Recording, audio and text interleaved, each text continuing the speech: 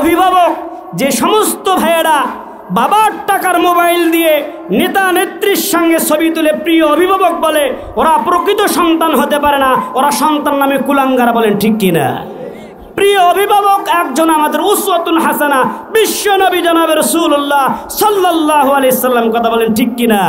যদি বুকে কারো নাম লিখতে হয়, মুহাম্মদুর রাসূলুল্লাহ সাল্লাল্লাহু আলাইহি সাল্লাম আমার নেতা, উনি আমার জন্য উত্তম আদর্শ, উনি আমাদের আইডল, উনি আমাদের আইকন, ওনাকেই মানতে হবে, এটাই চূড়ান্ত। কথা বলেন ঠিক কিনা? পৃথিবীর প্রথম ঘর কোরআনেতে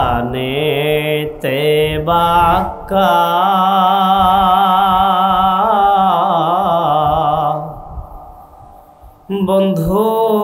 বন্ধুর নামের মিম দিয়ে করেছেন মক্কা। পৃথিবীর প্রথম ঘর কোরআনেতে বাক্কা,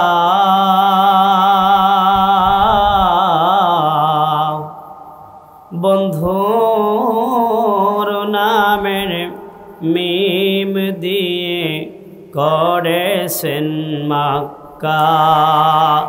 আল্লাহ আল্লাহ আল্লাহ হো আল্লাহ,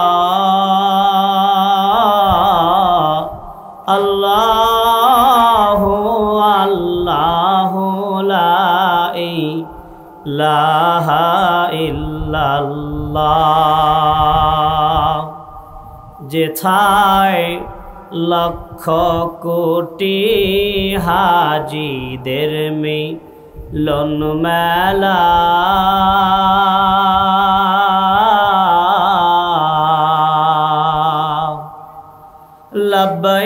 লব্বাইক লব্বাইক লব্বাইক বলে লা শারিকা লাহ। আল্লাহ আল্লাহ আল্লাহ হো আল্লাহ, আল্লাহ আল্লাহ লা ইলাহা ইল্লাল্লাহ। আল্লাহ তাবারক ওয়া তাআলা এমন একজন নবী আমাদেরকে প্রেরণ করেছেন। আল্লাহ তাআলা বলেন, ওয়ামা আরসালনাকা ইল্লা রাহমাতাল লিল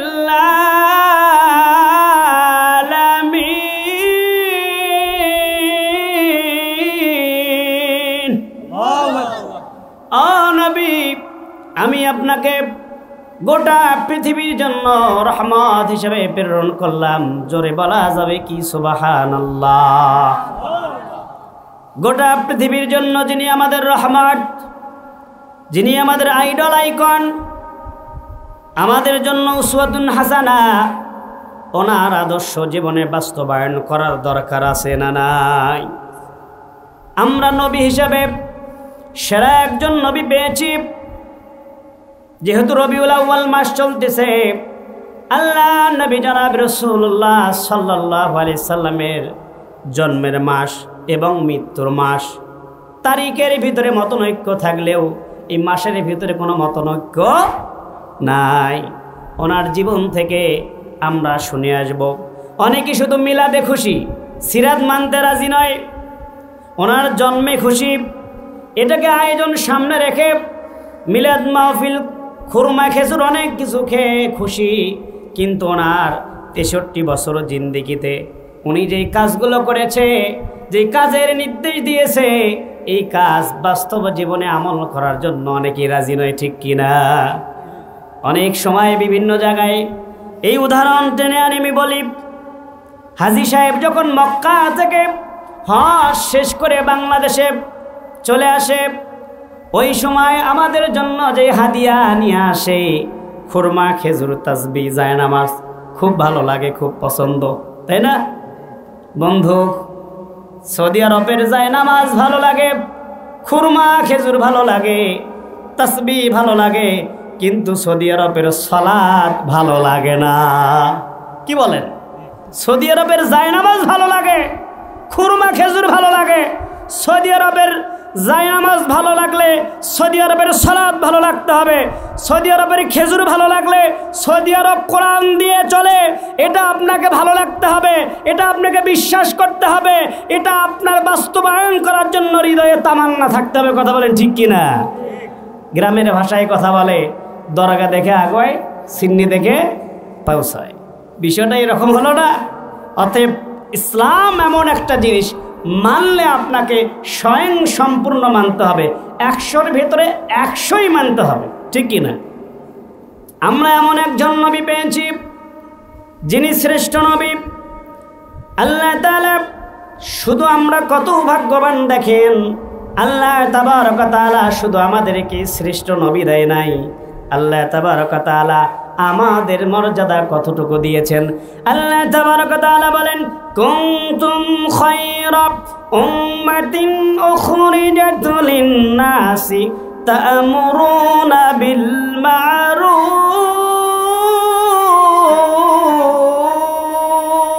আল্লাহু আকবার।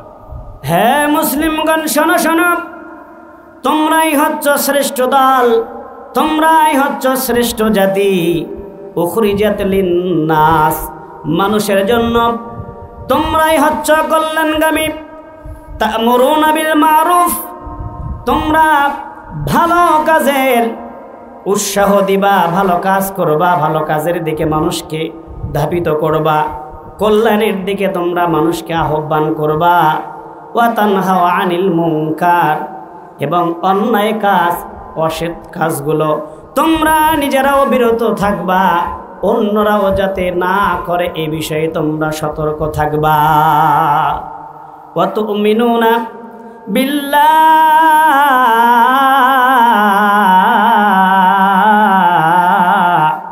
আর তোমরা আল্লাহর প্রতি পূর্ণাঙ্গ ঈমান রাখো। যদি আল্লাহর প্রতি পূর্ণাঙ্গ ঈমান রাখো আর যদি ভালো কাজ করো আর আল্লাহর প্রতি পূর্ণাঙ্গ ঈমান রাখো, কি হবে জানো? আমার আল্লাহ তাআলা বলতেছে, বান্দা তোমার সাথে দুইটি বিষয়ে আমি চুক্তিবদ্ধ হলাম, দুইটি কাজ যদি তুমি করতে পারো, আমি আল্লাহ তাআলা এই দুইটি কাজের বিনিময় তোমাকে আমি জান্নাতুল ফিরদাউস দেব। বলেন সুবহানাল্লাহ। কোন দুইটি কাজ? আল্লাহ তাবারক ওয়া তাআলার কোরআন থেকে ঘুরে আসি, রব্বে কারীম বলেন, ইন্নাল্লাযীনা আমানু ওয়া আমিলুস সালিহাতি কানাত লাহুম জান্নাতুল ফিরদাউসি নুজুলা। ও বান্দা শোনো, তুমি যদি বান্দার দুইটি কাজ করতে পারো, ইন্নাল্লাযীনা আমানু, আমার প্রতি ঈমান আনো, ওয়া আমিলুস সালিহাত, 2 নম্বর ঈমান আনার সাথে সাথে যদি ভালো কাজ করতে পারো। কি কাজ করতে পারো? ঈমান আনার সাথে সাথে যদি ভালো কাজ করতে পারো। পূর্বের আয়াতে আল্লাহ তাআলা বললেন, উখরিজাত লিন-নাসি তা'মুরুনা বিল মা'রুফ, তোমাদেরকে সৃষ্টি করা হয়েছে মানুষের কল্যাণের জন্য, ভালো কাজ করার জন্য। এই আয়াতে আল্লাহ তাবারক ওয়া তাআলা বলতেছেন, তোমরা যদি ঈমান আনার সাথে সাথে ভালো কাজ করতে পারো, কানাত লাহুম জান্নাতুল ফিরদাউসি নুজুলা, আমি আল্লাহ তাআলা খুশি হয়ে তোমাকে জান্নাতুল ফিরদাউস দান করব। বলেন সুবহানাল্লাহ। আল্লাহ আমাদেরকে প্রথমত শ্রেষ্ঠত্ব দান করলেন, দ্বিতীয়ত বললেন ভালো কাজ করতে হবে, মানুষের কল্যাণমূলক কাজ তোমাদেরকে করতে হবে।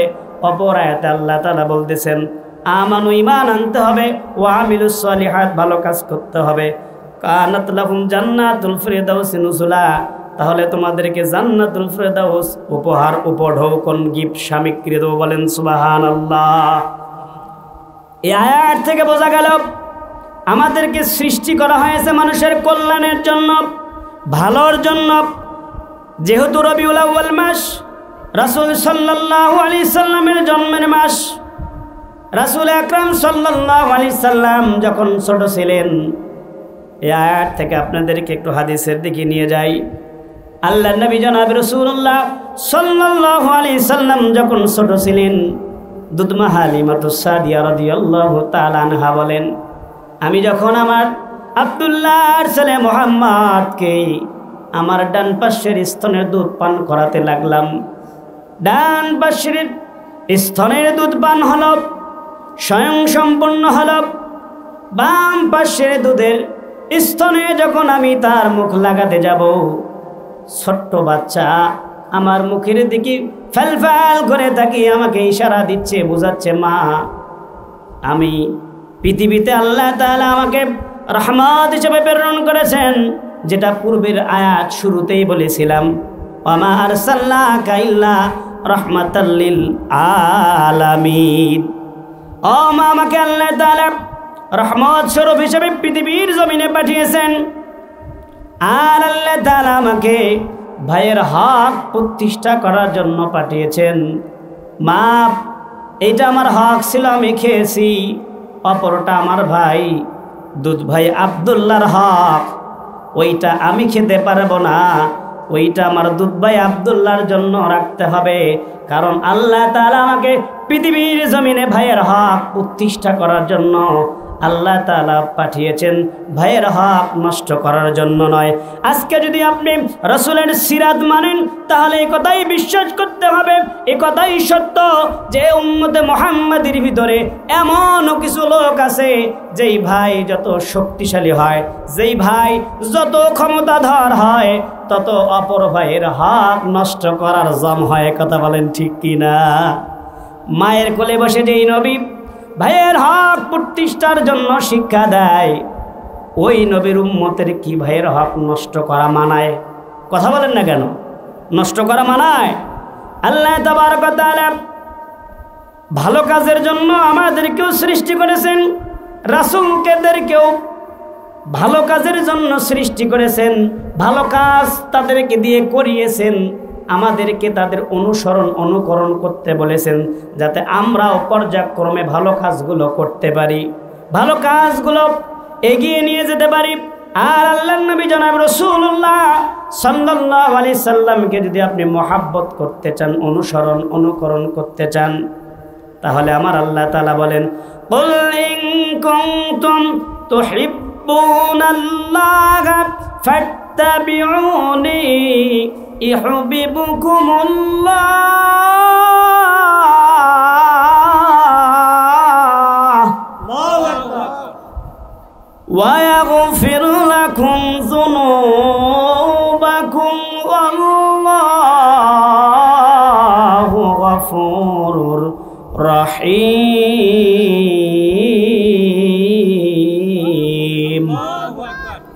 কুল ইন কুনতুম তুহিব্বুনাল্লাহ, হে নবী আপনি বলে দেন আমার ভালোবাসা যে পেতে চায়, আল্লাহ তাআলা বলতেছেন হে নবী আপনি বলে দেন আমার ভালোবাসা যে পেতে চায়, সেজন্য আপনি নবী আপনাকে মহব্বত করে, আপনাকে অনুকরণ করে, আপনাকে যে অনুকরণ মহব্বত করবে, ইউহিব্বুকুমুল্লাহ, আমি আল্লাহ নিজে স্বয়ং তাকে ভালোবাসা শুরু করব। বলেন সুবহানাল্লাহ। আর দ্বিতীয় নাম্বার পুরস্কার, ওয়া ইয়াগফির লাকুম যুনুবাকুম, আমি আল্লাহ তাআলা শুধু তাকে ভালোবেসেই ক্ষান্ত হব না, এখানেই আমি থেমে যাব না। ওয়া ইয়াগফির লাকুম যুনুবাকুম, আমি আল্লাহ তার জীবনের সমস্ত গুনাহ মাফ করব। বলেন সুবহানাল্লাহ। আল্লাহর ভালোবাসা যদি পেতে চাই, শর্ত হলো দুইটা, আল্লাহর নবীকে ভালোবাসতে হবে, অনুকরণ করতে হবে, এবং অনুকরণ যখনই আমরা করব, আল্লাহ তাআলা আমাদেরকে ভালোবাসবেন। শুধু আল্লাহ তাআলা ভালোবাসবে না, আল্লাহ তাআলা আমাদের জীবনের গুনাহগুলো মাফ করবে। বলেন সুবহানাল্লাহ। আল্লাহু গফুরুর রহিম, আল্লাহ বড় ক্ষমাশীল, আল্লাহ ক্ষমা করতে ভালোবাসেন, আল্লাহ ক্ষমা করার ক্ষমতা রাখে কি রাখেন না? প্রতিটি নবীকে আল্লাহ তাবারক ওয়া তাআলা অসংখ্য অগণিত নবীকে বড় বড় বিপদ থেকে বাঁচিয়েছেন, এই ক্ষমতা আল্লাহ তাআলার আছে কি নাই? ইব্রাহিম আলাইহিস সালামকে অগ্নিকুণ্ডলের ভিতর থেকে বাঁচিয়েছেন, কিন্তু ওই আল্লাহর পাওয়ার এখনো আছে। ডাকার মতো ইব্রাহিমের মতো মনোমানসিকতা নিয়ে ডাকার কোনো উম্মত নাই, ঠিক কিনা?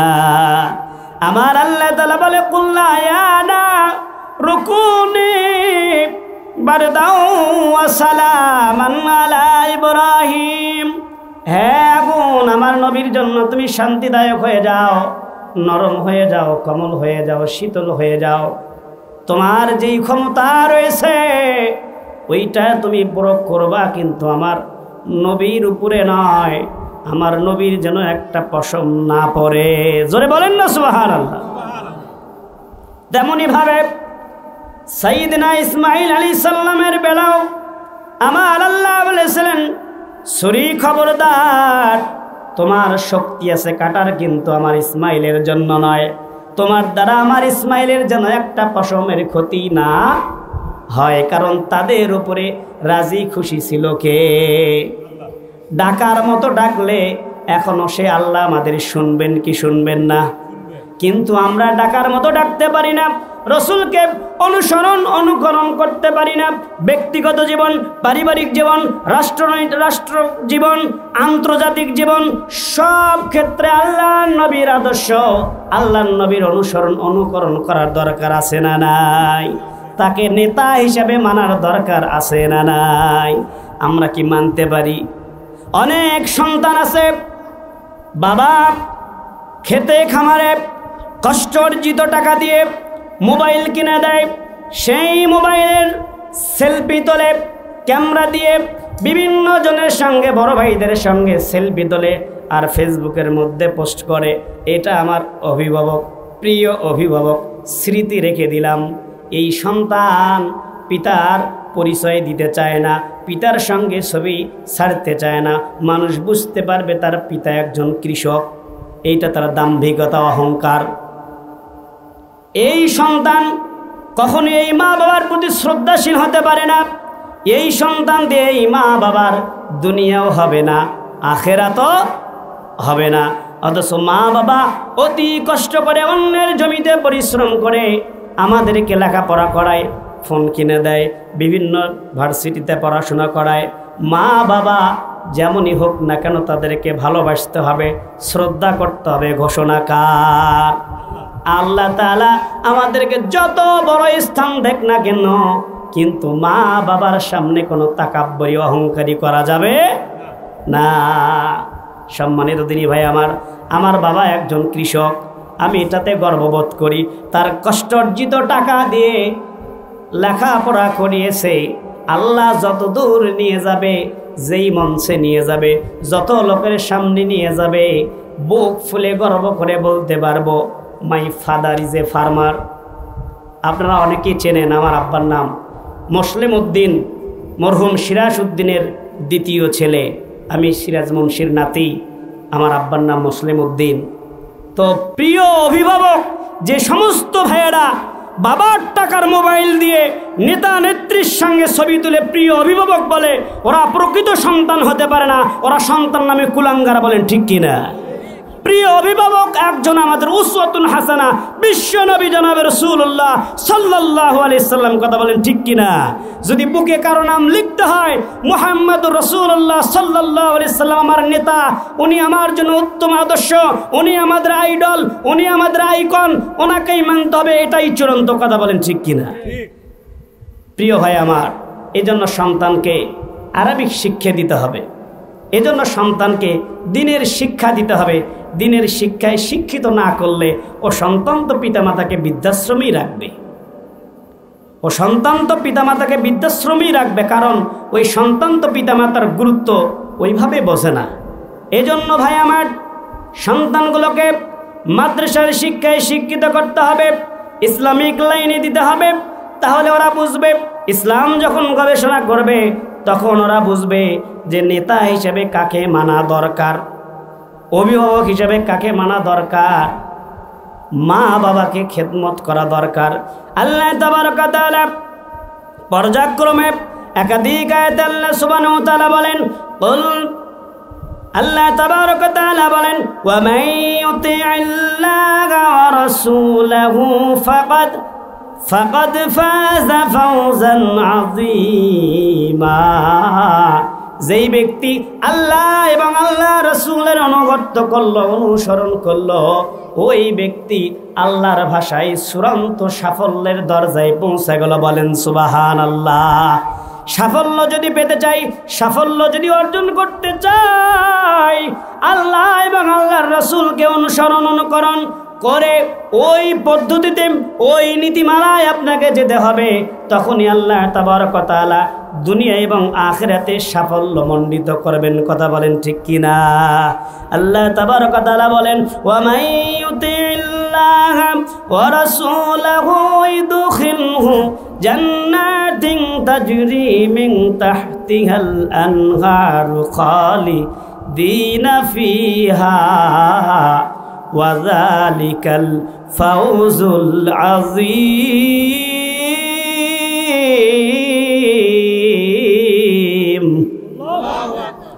যেই ব্যক্তি আল্লাহ এবং আল্লাহ রাসূলের অনুগত করল, ওই ব্যক্তিকে আমার আল্লাহ তাআলা খুশি হয়ে, রাজি হয়ে, ভালোবেসে উপহার উপঢৌকন গিফট সামগ্রী হিসাবে আল্লাহ তাআলার জায়গা থেকে, তরফ থেকে জান্নাত দিয়ে দিয়ে। বলেন সুবহানাল্লাহ। এমন এক জান্নাত আল্লাহ তাআলা দিবে, যেই জান্নাতের তলদেশে চলমান প্রবাহমান ঝর্ণা থাকবে। আমার বান্দা ওই ঝর্ণা থেকে যেটা খেতে মন চায়, যেটা ভক্ষণ করতে মন চায়, চাওয়া দেরি, আশা দেরি হবে না। বলেন সুবহানাল্লাহ। এই নিয়ামত দেওয়ার ক্ষমতা আল্লাহর আছে না নাই? শুধু অনুসরণ অনুকরণ করতে হবে। আল্লাহ এবং আল্লাহ রসুলের নীতি আদর্শকে অনুসরণ অনুকরণ যদি আপনি করতে পারেন, আমার আল্লাহ তাবারক ওয়া তাআলা এই অনুসরণ অনুকরণ করতে গেলে কিন্তু কষ্ট হবে। কষ্ট হবে কিনা? সৎ পথে চলতে গেলে কিন্তু কষ্ট হয়। এ কষ্ট হবে, এটা আল্লাহ তাআলা নিজেও জানে। কারণ এটা আমার কথা নয়, আল্লাহ তাআলা এটা নিজেই কুরআনুল কারীমের মধ্যে বলেন, ফা ইন্না মাআল উসরি ইসরা। ও বান্দা শোনো, দুঃখিত হয় না, চিন্তিত হয় না, কষ্টের সাথেই আছে আমার তরফ থেকে স্বস্তি। বলেন সুবহানাল্লাহ। কষ্টের পরে নয়, কষ্টের সাথেই আছে আমার তরফ থেকে স্বস্তি। তুমি কষ্ট করো, ত্যাগ স্বীকার করো, কষ্টের পরে আমি আমার তরফ থেকে এমন কিছু তোমাকে দেব যা তুমি খুশি হয়ে যাবা। বলেন সুবহানাল্লাহ। কষ্টের সাথেই আছে। মায়েরা অনেক সময় দীর্ঘ সময়ে কষ্ট করে, 10 মাস 10 দিন সন্তানকে পৃথিবীর জমিনে আনার জন্য আল্লাহ তাবারক ওয়া তাআলার প্রদত্ত নিয়ম শৃঙ্খলার মধ্যে এই কষ্ট নিমার্জিত। এত কষ্ট করে মারির দাঁতের উপর দাঁত দিয়ে কষ্ট করতে করতে অনেকেই সেন্সলেস হয়ে যায়, জ্ঞান হারিয়ে ফেলে। এত কষ্টের পর যখন পৃথিবীতে সন্তানটা ভূমিষ্ঠ হয়, আপনি আমি যখন ভূমিষ্ঠ হয়েছি, সন্তানের এক ফোঁটা চোখের পানি, চিৎকারের আওয়াজ মায়ের কানের সাথে যাওয়ার সাথে কষ্টের সাথেই মায়ের অন্তরে স্বস্তি আসে না নাই? কষ্টের সাথেই যে স্বস্তি, এই তাফসিরের বাস্তব প্রমাণ হলো মায়ের সাথে সাথে যখন কান্নার আওয়াজ আসে সন্তানের, কষ্টের সাথে সাথে মা আর একটা স্বস্তি পায়, হারানো জীবন ফিরে পায়। সমস্ত কষ্টগুলোকে ভুলে গিয়ে সন্তানকে একাকার করে বুকের মধ্যে জড়িয়ে ধরে সমস্ত কষ্টকে বিলীন করে দেয়। বলেন সুবহান। এই দিন মানার জন্য আল্লাহ এবং আল্লাহ রসুলের পথকে অনুসরণ অনুকরণ করতে গিয়ে আপনার কষ্ট হবে, দীর্ঘ সময় আপনাকে অবহেলিত হতে হবে।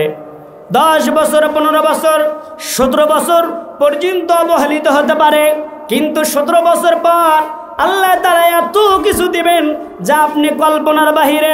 এজন্যই আল্লাহ তাআলা বলেন, ওয়ালাল আখিরাতু খায়রুল লাকা মিনাল উলা। বান্দা শোনো, নিশ্চয় তোমার কষ্টের পরেই তোমাকে এত কিছু আমি দেব, তুমি খুশি হয়ে যাবা, তুমি এত কিছু পাবা, এই পাওয়ার পরে তুমি খুশি হয়ে যাবা। হয়তো সূরা দুহার এই আয়াত আমরা এতদিন শুধু পড়েছি, এতদিন শুধু শুনেছি, পূর্ণাঙ্গভাবে বিশ্বাস করতে পারি নাই।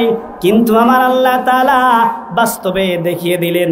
17 বছর যাদেরকে অবহেলিত করা হয়েছে, জাতির সামনে যাদেরকে কুলাঙ্গার সাজানো হয়েছে, জাতির সামনে যাদেরকে কালার করা হয়েছে, 17 বছর পর এমন সুন্দর চমক দেখিয়েছে আল্লাহ তাআলা।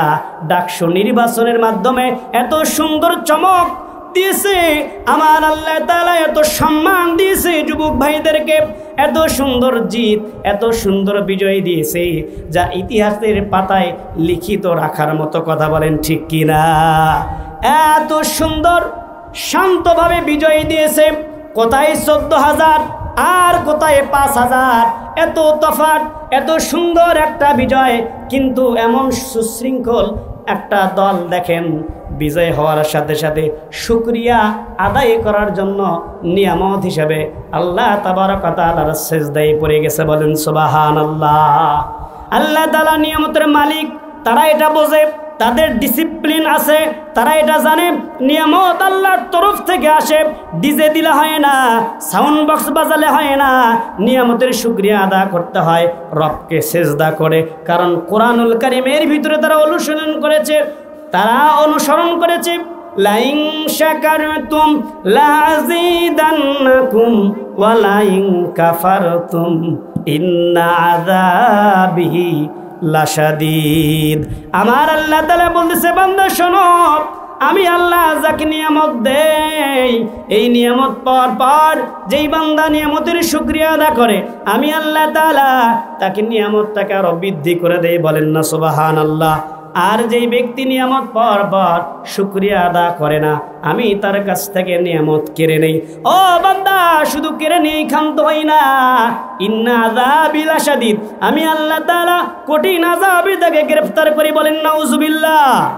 তারা এটা জানে নিয়ামত দেওয়ার মালিক আল্লাহ, নিয়ামত পাওয়ার পর সেখানেই সিজদা করেছে। একজন সুন্দর করে লিখেছে, আমি 4টার দিকে ভোরে যখন মসজিদে যাব সালাতের জন্য, গিয়ে দেখে কান্নার আওয়াজ। আহারে, মসজিদ ভরা মুসল্লি, এত কান্নার আওয়াজ কোথা থেকে আসলো? লিল্লাহে তাকবীর। দ্বিতীয় মেহমানের আগমন মাহফিলের পক্ষ থেকে। আমার আল্লাহ তাআলার বান্দা সুন্দর করে বলতেছেন, আমি যখন মসজিদে প্রবেশ করলাম কান্নার আওয়াজ, কিন্তু সামনের দিকে দেখলাম একজন দোয়া পরিচালনা করতেছে, সকলেই কান্নার আওয়াজ, পুরো ঘর মুখরিত হয়ে গেছে কান্নার আওয়াজ দিয়ে। কি করতেছে তারা মুনাজাতের মধ্যে বলতেছে, আল্লাহ যে দায়িত্ব তুমি দিয়েছো এটা যেন যথার্থ মূল্যায়ন করতে পারি, জাতির আমানত যেন রক্ষা করতে পারি। কথা বলেন ঠিক কিনা?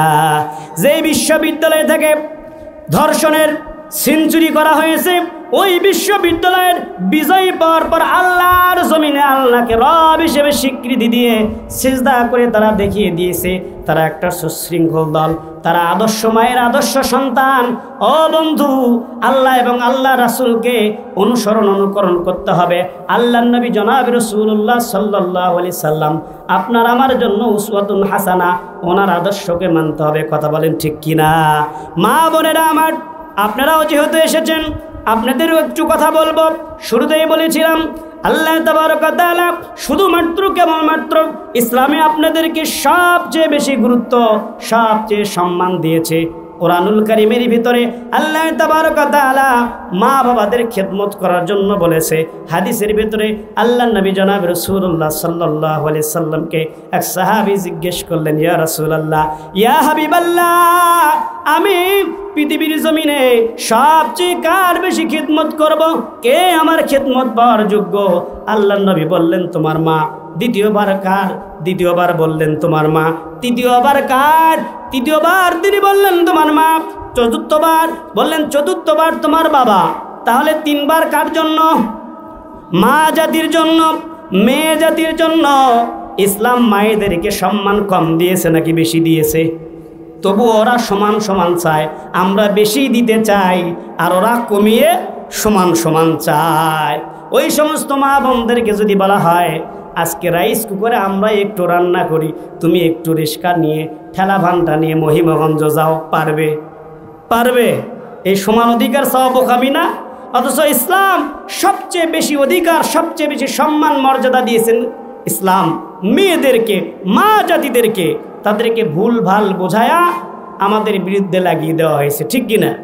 ইসলাম শুধু তাদেরকে সম্মানিত করে নাই, আল্লাহর নবী জনাব রাসূলুল্লাহ সাল্লাল্লাহু আলাইহি সাল্লাম একদা তিনি বসেছিলেন পাহাড়ের উপরে, স্বয়ং জিবরাইল আমিন এসে বললেন, ইয়া রাসূলুল্লাহ, ইয়া হাবিবাল্লাহ, আল্লাহ তাবারক ওয়া তাআলা আপনাকে সালাম পাঠিয়েছেন, এই সালামটা আপনার বিবিকে দিয়েছেন, বলেন সুবহানাল্লাহ। ওইটি খাদিজাতুল কুবরা রাদিয়াল্লাহু তাআলা আনহা আসতেছে আপনার খেদমতে। উনি আপনার কাছে যখন আসবেন, আল্লাহ তাআলা মা খাদিজাতুল কুবরা রাদিয়াল্লাহু তাআলা আনহাকে সালাম পাঠিয়েছেন। আমি জিবরাইল আমিন আমার তরফ থেকে আমি সালামটা পৌঁছে দিলাম।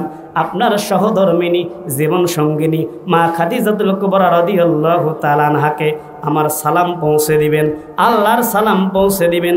যেই মাকে আল্লাহ সালাম পৌঁছে দেয়, যে ইসলাম আল্লাহ তাবারক ওয়া তাআলা আল্লাহর তরফ থেকে সালাম পৌঁছে দেয়, জিবরাইল আমিন পৌঁছে দেয়, এত সম্মান করে। ইসলাম একমাত্র শুধুমাত্র কেবলমাত্র নারীদের সম্মান মর্যাদা বৃদ্ধি করেছে, কথা বলেন ঠিক কিনা? আম্মা জান্মা খাদিজাতুল কুবরা রাদিয়াল্লাহু তাআলা আনহা যখন আসলেন, তখন রাসূল সাল্লাল্লাহু আলাইহি সাল্লাম বলেন, খাদিজা রে, তোমার খেদমতে আমার আল্লাহ তাআলা এত বেশি খুশি হয়েছে, আল্লাহ এবং জিবরাইল আমিন স্বয়ং নিজে তোমাকে সালাম পৌঁছে দিয়েছে, বলেন সুবহানাল্লাহ। কেন দিয়েছে? তিনি আল্লাহ তাআলার ইবাদত করতেন, স্বামীর খেদমত করতেন, স্বামীকে ভালোবাসতেন, স্বামীকে মহাব্বত করতেন। ও মা, ও বোন, আপনাকে ছোট করা আমার উদ্দেশ্য নয়। আমি চাই আল্লাহ তাবারক ওয়া তাআলা যেহেতু আপনাকে 3 বার খেদমতের জন্য বলেছেন, আল্লাহ তাবারক ওয়া তাআলা আপনাকে সালাম পৌঁছে দিয়েছেন, জিবরাইল আমিন আপনাকে সালাম পৌঁছে দিয়েছেন। আপনার সম্মান অনেক ঊর্ধ্বে, আপনাকে আমরা সকলেই সম্মান করি, ভালোবাসি, কিন্তু এই ভালোবাসা সম্মান কলার প্রতি ততক্ষণ, কলা ঢেকে থাকে যতক্ষণ, কথা বলেন না যে কলার প্রতি সম্মান ততক্ষণ, কলা ঢেকে থাকে যতক্ষণ, তার আবরণ ছাল দিয়ে যতক্ষণ ঢেকে থাকে, কলার প্রতি মেহমানের সম্মান ততক্ষণ থাকে, ক্রেতার সম্মান ততক্ষণ থাকে। কিন্তু সেলা কলা কেউ পছন্দ, কিন্নেওয়ালাও পছন্দ করে না, মেহমানও পছন্দ করে না। এজন্য আপনাকে পর্দার ভিতরে থাকতে হবে, স্বামীর খিদমত করতে হবে, আল্লাহ এবং আল্লাহ রসুলের আনুগত্য, আল্লাহ তাবারক ওয়া তাআলার অনুসরণ, আল্লাহ তাবারক ওয়া তাআলার হুকুম মানতে হবে, পয়গম্বর জনাবে রাসূলুল্লাহ সাল্লাল্লাহু আলাইহি সাল্লামের অনুসরণ অনুকরণ করতে হবে। ও মা, যদি করতে পারেন দুনিয়া এবং আখিরাত উভয় জগতে আপনি কল্যাণগামী হবেন, বলুন ঠিক কিনা?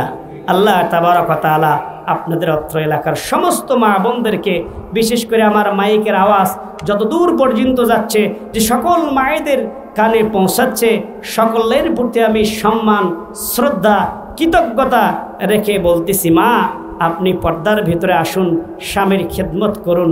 স্বামীবিহীন আপনার পৃথিবীতে কোনো মূল্য নেই, স্বামীবিহীন পৃথিবীতে আপনার কোনো মূল্য নেই। বেঁচে থাকা অবস্থায় তো আপনার পছন্দ হয় না, ভালো লাগে না, তাই না? বেঁচে থাকা অবস্থায় তো ভালো লাগে না, পছন্দ হয় না। মারা যাওয়ার পরে ওই সমস্ত বোনেরা দুঃখ প্রকাশ করে, মারা যাওয়ার পর ওই সমস্ত চাচিরা দুঃখ প্রকাশ করে, আজকে আমার স্বামী বেঁচে থাকলে অমুকের বউ অমুক তমুক আমাকে কথা বলতে পারতো না, অমুক আজকে আমাকে মার দিতে পারতো না, কিন্তু বেঁচে থাকা অবস্থায় বোঝে না। আল্লাহর নবী জনাব রাসূলুল্লাহ সাল্লাল্লাহু আলাইহি সাল্লাম আপনাদেরকে অত্যন্ত মহাব্বত করেছেন, ভালোবেসেছেন। আমরা যেহেতু তাকে উসওয়াতুন হাসানা, আইডল আইকন হিসাবে স্বীকৃতি দেই, মানি, আমরাও আপনাদেরকে সম্মান করি, আরও করব। যদি আপনারা পর্দার মধ্যে থাকেন, স্বামীর খেদমত করেন, আল্লাহ এবং আল্লাহ রাসূলের পথে চলেন, তাহলে আল্লাহ তাবারক ওয়া তাআলা আপনাদের উপরে রাজি খুশি হবে, ছোট্ট সংসারটাকে ছোট্ট জান্নাতের বালাখানায় পরিণত করবে, বলে আল্লাহুম্মা আমিন।